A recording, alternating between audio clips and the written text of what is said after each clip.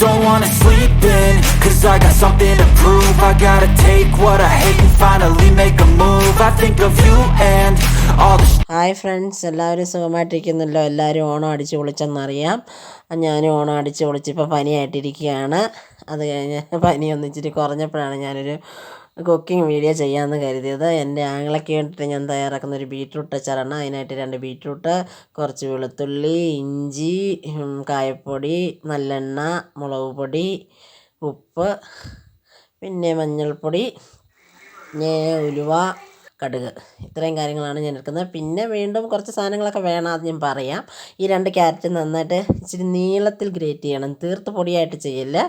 ഇച്ചിരി അകലമുള്ള ഒരു ഗ്രേറ്ററിനകത്ത് ഇച്ചിരി നീളത്തിൽ തന്നെയുള്ള ഗ്രേറ്റ് ചെയ്തെടുക്കേണ്ടത്. അത് തീർത്ത് പൊടിയായിട്ട് ഗ്രേറ്റ് ചെയ്യല് കേട്ടോ. അങ്ങനെ ചെയ്തിട്ട് 1 ഗ്ലാസ് വെള്ളം, നമ്മൾ ഗ്രേറ്റ് ചെയ്യാൻ എടുക്കുന്ന പാത്രം തന്നെ കഴുകി ആ വെള്ളം അങ്ങോട്ട് ഒഴിച്ചാൽ മതി, അത് വേസ്റ്റാക്കി കളയണ്ട.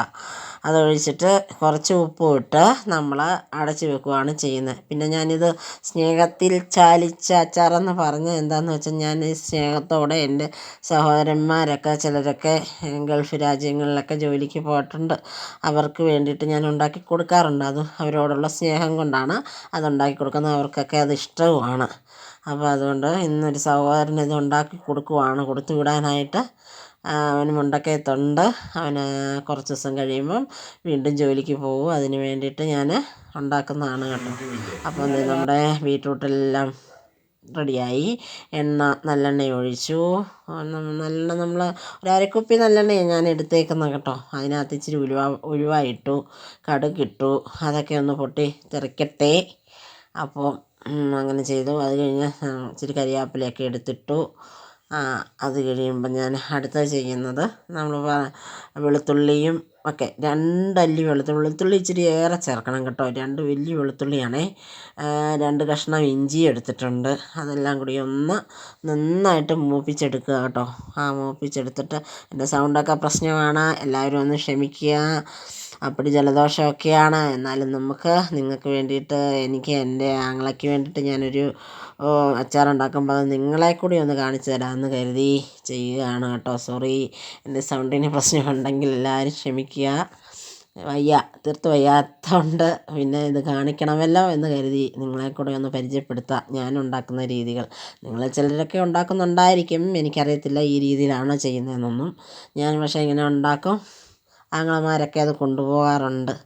അപ്പം നമ്മുടെ വെളുത്തുള്ളി ഇഞ്ചിയൊക്കെ മൂത്ത് കഴിയുമ്പോൾ ഞാൻ പതിവ് പോലെ ഞാൻ ഗ്യാസ് ഓഫാക്കി വെക്കും. പൊടികൾ ചേർക്കുന്ന എപ്പോഴും ഞാൻ അതൊന്ന് ചെറുതായിട്ടൊന്ന് ചൂടാറിയ എണ്ണ മാറിക്കഴിഞ്ഞതിന് ശേഷം, അല്ലേ പൊടി കരിഞ്ഞു പോകുമെന്ന് ഞാൻ എല്ലാ വീഡിയോയിലും പറയും.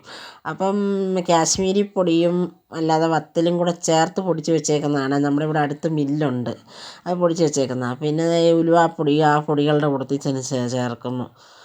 മുളക് പൊടി ചേർത്തേക്കുക, 2 സൈസ് മുളക് പൊടി. അതൊരു 3 ടീസ്പൂണൊക്കെയാണ് ഞാൻ 3-4 ടീസ്പൂൺ ഉപയോഗിക്കാം. എന്നാന്ന് വെച്ചാൽ കാശ്മീരി പൊടിക്ക് അധികം വലിയ എരിവില്ല, അതുകൊണ്ടാണ്. അത് രണ്ടും കൂടെ മിക്സ് ചെയ്താണ് ഞാൻ പൊടിച്ച് വെച്ചേക്കുന്നത്.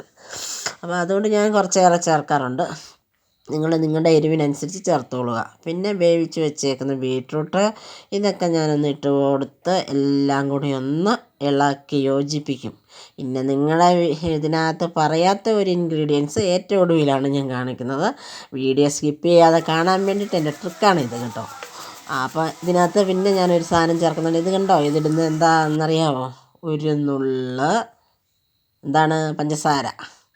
പഞ്ചസാര ഇട്ടാൽ ഈ പുളിയൊക്കെ ഒന്ന് ബാലൻസ് ചെയ്യും. ഉപ്പും എരിവും ഒക്കെ ഇട്ട് കഴിഞ്ഞാൽ, ബീറ്റ്റൂട്ടിന് ഓൾറെഡി മധുരം ഉണ്ട്, അതിനാണ് നമ്മൾ ഇച്ചിരി ഏറെ മുളക് പൊടി ചേർക്കുന്നത്, ആ മധുരം അറിയിക്കാതിരിക്കാൻ. ചെറുതായിട്ടിട്ടിട്ട്, ഇപ്പം ഞാൻ കാണിച്ച സാധനം എന്നാന്ന് മനസ്സിലായോ?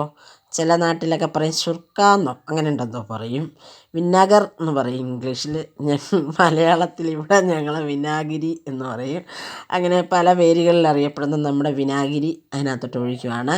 അതൊരു 3-4 സ്പൂൺ ഞാൻ ഒഴിച്ചിട്ട് അങ്ങനെ ആ ചൂടോടെ അങ്ങ് ഇറക്കി വെക്കുക ചെയ്യുന്നത്. വിനാഗിരി തിളപ്പിക്കത്തില്ല കേട്ടല്ലോ. ഒഴിച്ചിട്ട് അങ്ങ് ഇളക്കി യോജിപ്പിച്ച് ഇറക്കി വെക്കുകയാണ് ചെയ്യുന്നത്. ഇത്രയും കൊണ്ട് നമ്മുടെ അടിപൊളി ബീറ്റ്റൂട്ട് അച്ചാർ റെഡി. ഇങ്ങനെയാണോ നിങ്ങൾ ഉണ്ടാക്കുന്നത് എന്ന് എനിക്കൊന്ന് കമൻറ്റ് ചെയ്യണം കേട്ടോ. അപ്പോൾ എരിവും പുളിയും ഉപ്പും മധുരവും എല്ലാം കലർന്ന രുചികരമായ ബീട്രൂട്ട് അച്ചാർ ഉണ്ടാക്കി തന്നിട്ടുണ്ട്. എല്ലാവർക്കും ഇഷ്ടമായെങ്കിൽ വേഗം ഒന്ന് പോയി ലൈക്കും ഷെയറും സബ്സ്ക്രൈബും ചെയ്യുക. കൂടാതെ ബെല്ലൈക്കണും ഒന്ന് എനേബിൾ ചെയ്ത് വെക്കുക കേട്ടല്ലോ. അപ്പം വീണ്ടും കാണും വരെ Tata, bye bye. Thank you for watching.